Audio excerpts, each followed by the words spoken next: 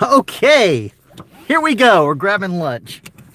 Let's see how well this goes. I've never done a live stream while driving anywhere before, so we're gonna see how well this thing goes.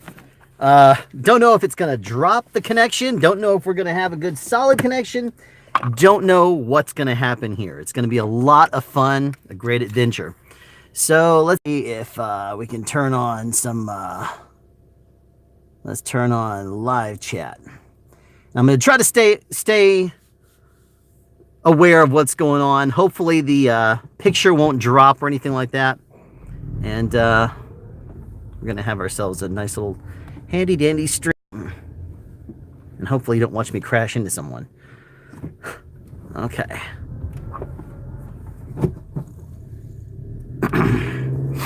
Okay, so if you're out there, say hello.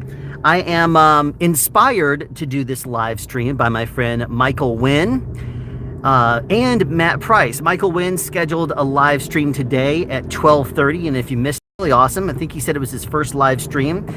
He did it from his studio. He answered questions. He was very interactive. I thought it was really cool. I mean, I unfortunately missed the beginning of the stream because I was tending to my daughters. They had things that I had to help them with, but like primarily lunch. But yeah. But then after Michael did his live stream, Matt Price, who says boom right there in chat, he decided he was going to do a live stream. He felt inspired, and after watching those two gentlemen do streams, I decided it seemed like it was going to be a fun thing to do on a Saturday, or a Sunday, I guess it is. So I'll join them. And so I'm headed to two different places. I'm going to have something different from what my wife is having for lunch. What did it say? Michael for the win. Yes. And that's awesome. Thanks for coming out. The sound, I'm using the DD mic. It is right here, or V-Lav I should say. It's right there on top of me, and I don't know how well it's coming through. Someone just sent me a text message. No, that was the order that I'm picking up from lunch. So let me tell you a few things about sports sound. I thought it would be a good topic to cover today, and I'll answer any questions that come through, but let's talk a little bit about sports sound. I've not done a whole lot of it, but what I have done is enough to tell me that I don't want to do it professionally. First of all, there are a lot of frequencies being used at stadiums. And if you're doing anything like the Super Bowl, a few years ago, I was doing a football game. I was doing a ENG shooting for a football game, and I was one of like 8, I think it was, sound teams that was there with cameras, and we were looking because they were doing, I forgot who it was, Sprite or somebody was doing a promotion where during the halftime they had this segment up there, and they basically said, you know, look underneath your seat, and if you happen to have whatever this is, then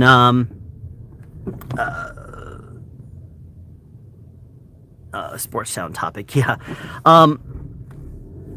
So anyway, yeah, good, thanks for coming by, Matt. So anyway, I was doing this event, and they were very insistent that we not use any of our wireless channels during the actual show. And the reason why is because they had so much wireless coordination, and frequency coordination on big sports events is key because there's a lot that goes on wirelessly.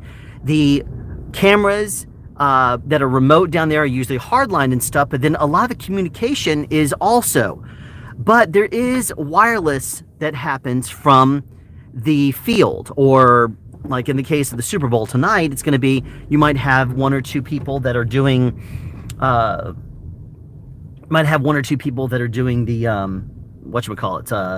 announcing. Not announcing. It's the referee, for example, might be down there, and they bring up his lav to talk about a sports call or something that he's made. And if that's the case, then they say live. Sorry, stream. The sneeze should sound really great on this deity vlog. But they'll be making calls on the fly, and when they do that, stepping on their frequencies.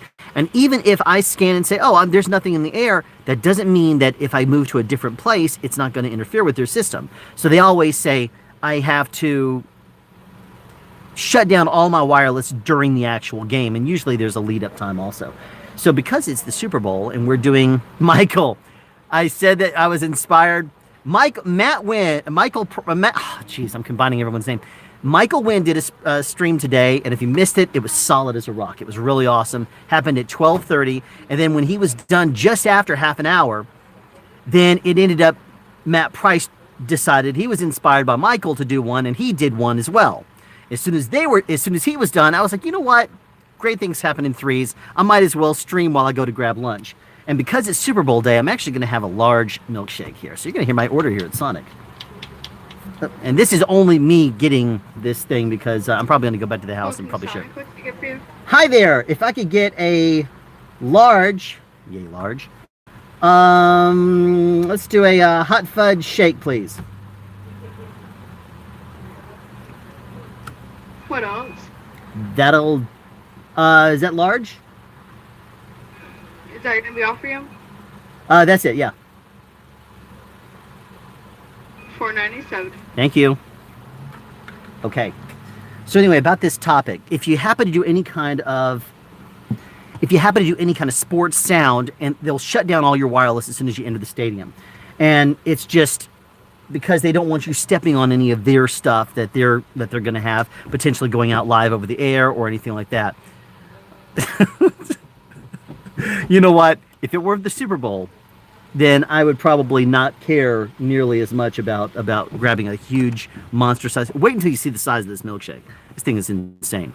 Sonic really does a good job with it, though. And normally I only get Sonic stuff during the summer because they got half off milkshakes after 8. And that's when I usually put on most of my weight for the year is during summer. Because I'm like, how can you turn down like a huge monster size milkshake for like $2.50 or something? It's insane.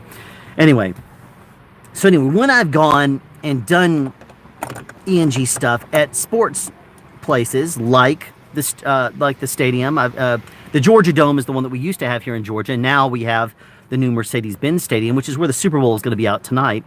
So if you go there during the game, like right now, if you were to get anywhere near there with a wireless unit, they would shut you down real quick if you were going to be anywhere inside. They're going to say no wireless at all. You're not going to be throwing off the Super Bowl. And there's a lot of different frequencies that they have going on, and frequency coordination is key because you can't just say, I'm just going to go out there and wing it. Doesn't work, especially if there's a live sports event. They're spending tons and tons and tons of money. It's got to sound good. It's got to, because it's got to be mindless. So if you are, I'm taunting you, how? It's got to be mindless. You want to just watch something and say, the sound magically works, and that's amazing. You don't want to have to think about why. You hear that scratchiness, something like that? Because then it's going to be, it totally removes the entire illusion that that you are, at a sports event or watching something. So anyway, the interesting thing about frequency. Here's your hostage. Hey, that sounds great. Thank you so much. Thank you, enjoy. She left before I could tip her. All right. Well, I guess next time I do see her here before. Okay, but anyway, so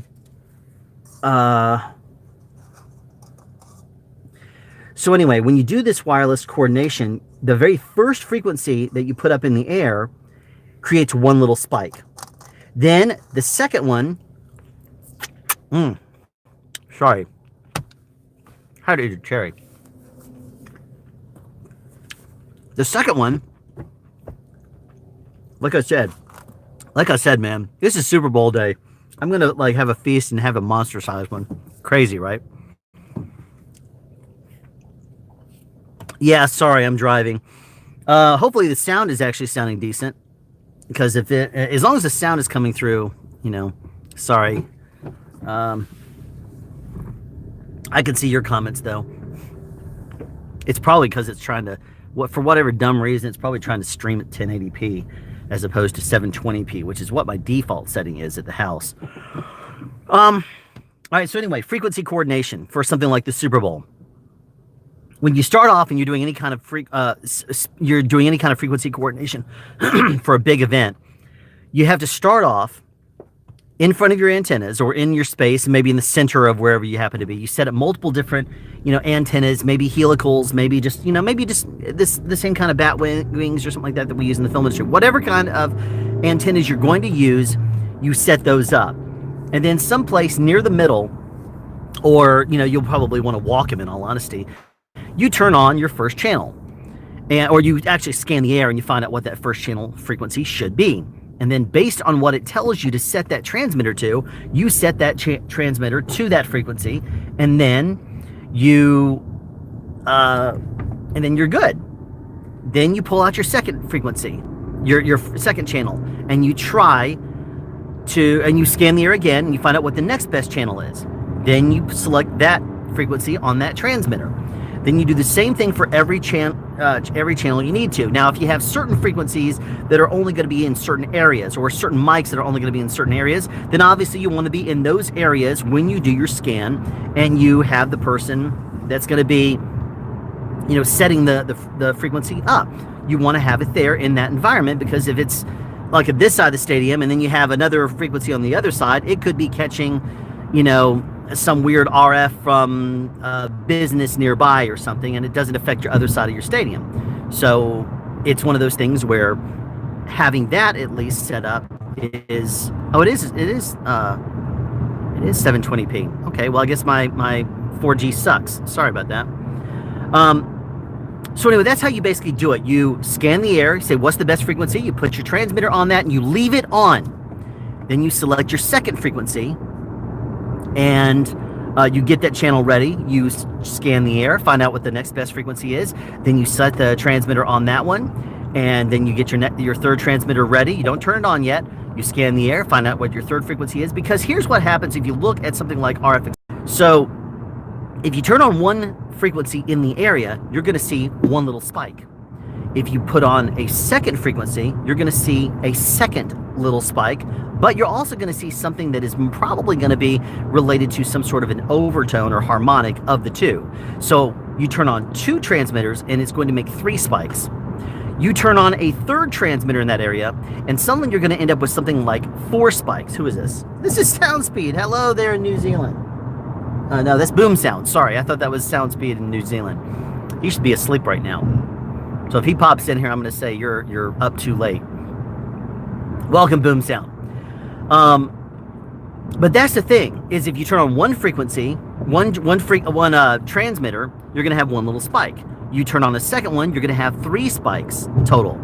You turn on a third transmitter, you're going to end up with like 4 new spikes popping up. So with only 3 transmitters out, you're going to have 7 little spikes that are each going to conflict with your or interfere with your RF spectrum. So in order to add more and more and more frequencies, you turn on more, they start interacting and hurting each other. And when that happens, it becomes a really difficult thing for you to stay on top of. For example, if I add a 4th channel, it's going to put in more spikes. 5th channel, even more spikes. 6, even more. So you have to be able to scan a larger area in and not just maybe one block of electro, 24 megahertz band or something like that. You need to have more spectrum there if you're doing a larger event, because if you don't, then you're going to probably be shooting yourself in the foot by the time you add a whole bunch of wireless in the air. Another thing you could do, and you probably want to if you're in a small environment like doing some sort of reality thing. Actually, you probably wouldn't have that kind of resources if you're doing reality. If you can, you want to try to block out anything from the outside world. So if you know that they're using wireless, a couple businesses down, try to block out their wireless if they're using wireless headsets. That's probably not going to happen now that I think about it. But in a perfect world, that's exactly what would happen. So I was going to say line your building with a Faraday cage material. All right. So that is just the wireless frequency coordination of the event. Now, depending on the kind of sports event you're doing, they may come out with different kinds of microphones. On the side of the Super Bowl tonight, you're going to probably see some long shotgun microphones that are going to be put strategically in places, and be watching for those when you watch the Super Bowl tonight, if you watch. because those shotguns are going to be pulling in all the different sounds from the field. They're not going to be lobbing up people on the field, except maybe the referees. And there's only going to be certain ones that are going to be wearing those, even then. But those shotgun microphones, they're going to be told to get whoever is talking. If there was a play that just happened, point those shotgun microphones at someone. And they're long shotguns. They're not like short shotguns like a Sennheiser MKH 416. They might be an 816. But then another thing they also use a lot of in sports is parabolics. Now, if you want an inexpensive parabolic to look up or something like that, it's discontinued now. But there is the Sony PBR, that stands for parabolic reflector base. Not really, because it's not just the sound that comes in. If you pointed a cardioid pattern directly at the parabolic, for example, it's going to sound kind of weird close in because it's doing an off-axis rejection of everything else in the real world. By having an omni pattern, you're picking up spatially a little bit of the world as well. It's the same thing as having a microphone up for air if you are playing the lav. So you have your boom operator, for example, playing with this boom out on set, and you might mix that in just a little bit to give spatially a feeling of the way that the room actually sounds, the world sounds. And on a parabolic, that really comes into play well. You'll take you'll take your omnidirectional microphone, you'll put it on top in the parabolic where it wants you to, put the element of the microphone exactly where it should be, and then you can get best possible sound with your parabolic. And that is something that they do a lot in tennis, for example. You're not going to see tennis tonight because you're going to be watching the Super Bowl. But what they'll do is, there's a camera that's usually looking over one of the players, and then there's the net going horizontal, then there's another player off in the distance. Well, what they'll do is that center camera, they'll have a parabolic on either side of it, one angled for the close side of the field and one angled at the farther side of the field. And the reason they do that is because they're pretty directional. And by having two of them, one facing kind of and covering the bottom part of the field and one covering the top part of the field, they will only reinforce each other ever so slightly. And because they're side by side, spaced out this way, the sound will actually sound pretty good, and they're not going to really phase at all. It's not going to really happen anyway because of the nature of what's going on. But by having these two microphones next to each other and getting the top part of the tennis court and the bottom part, those are just a couple of things to consider there. Next time you watch it, a tennis match, they do have different microphones. They'll have microphones on the net, for example. They're going to have different microphones just sitting around, at different places, catching, the ball slamming into the nets or something like that. But if you listen, a lot of the times the noise floor is extremely high on sports events. And the reason why is because they have a lot of mics open.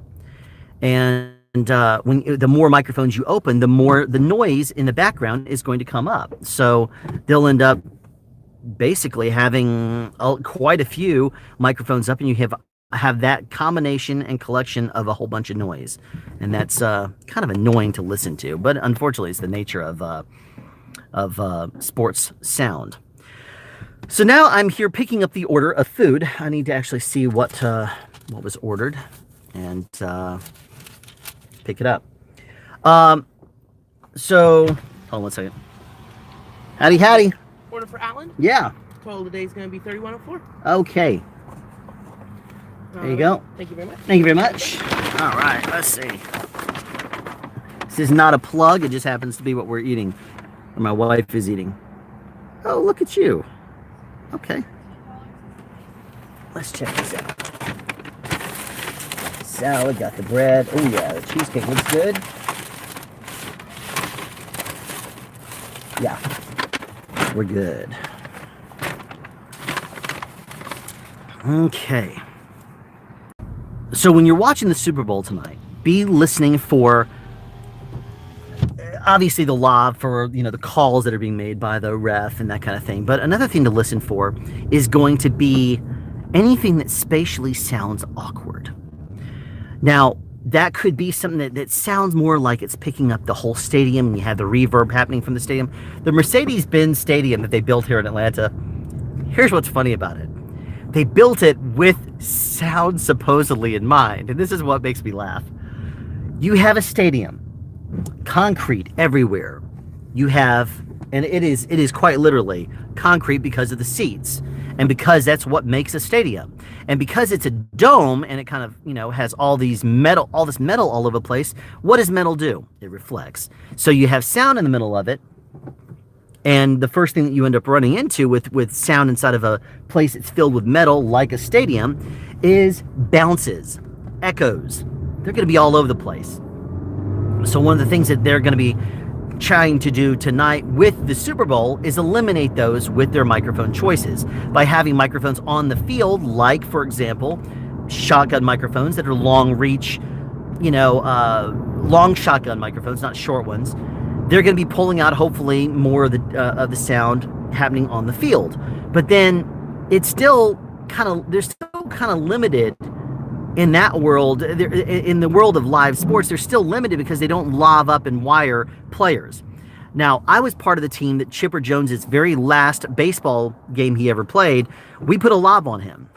And some of the comments he made were really cool. I mean, he was obviously going to be missing the whole idea of doing playing baseball ever again. And some of the comments he made were gold. And I really hope that eventually that sound, those sound bites and stuff, make it to the public. That you hear some of the sound bites that we recorded, because he gave some gems there, man. He was missing it already. It was his last game, but he was definitely missing it. So tonight, when you're watching the Super Bowl, if you do watch the Super Bowl, you're going to hear some microphones that are just going to be open air to the stadium. You're going to hear the cheering, the crowd, that kind of thing. And those could be just general microphones pointed at everything. It could just be the general noise of everything that you're naturally hearing of the stadium coming in and feeding in through all the different shotgun microphones they have and the different microphones they're using. But if I were to guess, I'd say they probably have some microphones that are going to be set up at different areas of the stadium with sound in mind to try to capture to try to capture the crowd noise, because you're wanting to bring that in, and you can use that to help mask the background noise of all the different microphones you have up at the same time. Now, there's also announcers and stuff going on that also covers up all that. But I'm going to be looking forward to the halftime show. Not because of Maroon 5. I can honestly kind of care less about them and their music. I've never really got into them. But what I will say, and good, it's supposed to sound good in here. We just develop our speakers, and the system is not the way it's supposed to be. Guess what? People that went there after the whole sound system was installed were also saying it sounded like garbage. Why? Because if you have an entire dome filled with hard surfaces and you start blasting loud music throughout the stadium, it is going to echo. It is going to reverb. One of the things that's really appealing about sports events is the energy from the crowd. People, cheer and scream and yell and stuff like that, and that sound carries. It's designed to. And if it was not consciously designed, it was designed in the fact that they don't put any acoustic padding or baffles or anything up to basically hinder the sound and keep it from going in. What they're basically doing is having a whole bunch of reflections taking place in a very in a big open room. You have a bunch of people talking, this big wide open space with hard surfaces. Naturally it's going to echo. Naturally it's going to project the sound throughout the entire place. And when you do that, it's going to be very loud and noisy. So what happens then when you bring a band in? When you bring a band in, they're just shoving their music into the air, and those frequencies of all the different instruments are going to bounce all over the entire stadium, causing echoes off of all the hard surfaces. So it's not going to sound good. But luckily, because it is a pre-recorded event in many cases, Maroon 5 will be playing to music that is, they're going to be, their musical instruments are going to be mic'd up. And if they happen to want to lip sync any part of their own music, they do have that option, I'm sure, by just playing, because they might have performed it earlier today or recorded it somehow, and then they're going to play that part as part of the music. They'll just put the vocal tracks in there where they need to. So if there's a part that, like, a performer might be in the middle of singing a song, but might have to do a quick change of something, and the microphone could get hit or something like that. Like, you remember a few years ago, Madonna was performing she had a headset microphone on, but then at one point she moved in and she was using the stick mic in her hand. And people were saying, oh, she's lip syncing. She was lip syncing. Well, first of all, she was lip syncing her own music, for one. That's not bad. The second thing is she had to drop the stick mic and use the headset mic for some of her wardrobe changes. And that was just going to happen. Because, you know, you got to make it exciting by changing up wardrobe many times if you're a female performing at the Super Bowl halftime show. And that's just one of the things that happens. So, even though the acoustics are so bad in the Mercedes-Benz Stadium, you're not going to hear a lot of that tonight when you watch the Super Bowl halftime show. And it's not because they're negating it out or canceling it. It's because they're going to be playing more of the music from the same playback source or the live music that Maroon 5 is playing, and they're doing a live mix on it. They have a different sound team doing that at the halftime show, by the way. And whatever happens there, they're going to be putting directly out there. But in order to make it sound better, more like a live event, they're going to be mixing in a few microphones of the crowd that are going to be freaking out and all excited to see the halftime show. And I'll be watching for people I know because it's going to be kind of funny. But they're going to want to add in crowd noise and stuff to fill it with energy and see what's going on. I don't know what they're planning on doing for the halftime show, but what I will tell you is that for the past 3 days, I've been shooting a commercial down in Atlanta. And they've had some pretty cool stuff flying around in the air. They've had, like, there was a sixth formation of jets that were flying around. They had a lot of security. They had like Black Hawks and stuff flying around, helicopters, and they were just doing like a sweep, and we were watching them. We're like, well, thanks for destroying our sound, but I mean, it's kind of cool to see Black Hawks all over the place at the same time. But anyway, so when you're watching the Super Bowl, keep in mind that you're going to probably be hearing a combination of parabolic microphones. You're going to hear lav microphones on people like the referee. You're going to be hearing shotgun microphones on the football players. So if they and they're long reach shotguns too, like an 816 or MK70 or something like that, very long reach. So that way, if there's a play that happens and you hear people, hey, over here, come over here or something like that, you're going to be hearing all that intertwined and mixed in. So that way, when they cut to the camera of the person, out there on the field, you're going to hear that sound pop in at the exact same time, because those parabolics are the people that are using the parabolic microphones and the long shotguns. Those people, or monitoring the shotguns, because they're probably going to be on the ground, in all honesty. Those people are going to be pointing at anyone that could be talking. So when they're doing a lineup and they're about to hike the ball, they're going to be nailing whoever they're expecting to make noise and sound and talk. So that's going to be something that you're going to be hearing on parabolics tonight. Shotgun microphones are going to be used for anybody on the sidelines, perhaps some of the closer sounds, people when they happen to come around and they're close to the edge of the field, for example. So that's going to be exciting. You're going to hear some omnidirectional microphones, perhaps. You're going to... You've been subscribed for 100 seconds? Well, welcome aboard. Thank you. Anyway, so that's a little bit about what to expect regarding sports sound. And I have now grabbed my lunch. My wife, if she's watching, she's inside saying, okay, you're in the driveway now. You're not going to continue to talk and blab to everybody. I have food I have to eat. So I have lunch for the wife and me, and I'm going to go inside now while it's still hot and let her have the food and be happy and maybe watch something before my youngest daughter happens to get up. My older two are going to be doing something, but probably playing games or something like that. So I'll have a little bit of time now to the wife. But anyway, thanks for joining in this live stream. Sorry, it's been probably up and down regarding the sound quality, maybe, or definitely the picture, because I've been driving around, and as much as T-Mobile loves to say 4G is great, and we're supposed to be having this 5G coming soon, because T-Mobile was one of the leaders in the Spectrum buyout, they're supposed to be like on top of the whole, RF Spectrum first 5G system that's going to sound great nationwide. Well, guess what? you've totally cut into all of our frequencies that we use in the film industry. For example, the 608 megahertz spectrum up to 700. 700 they sold what, like 8 years ago, 9 years ago, something like that. And we lost everything above about half a block 27 and up. But now we're going to lose 4 more. Anyway, 8 megahertz, which is just oh so wonderful. But I'm going to let you guys go now, right now. Thanks for popping in here and listening to this. Sorry it's been up and down. Be sure to watch for a new video, because I'm going to be shooting one tonight and releasing it tomorrow. And I'm not going to give you a heads up as to, well, actually, you know what? It's going to be about how to calculate missing frequency, not missing frequencies, how to find missing specifications from what is known, helping to calculate those. So anyway, watch for that video tomorrow.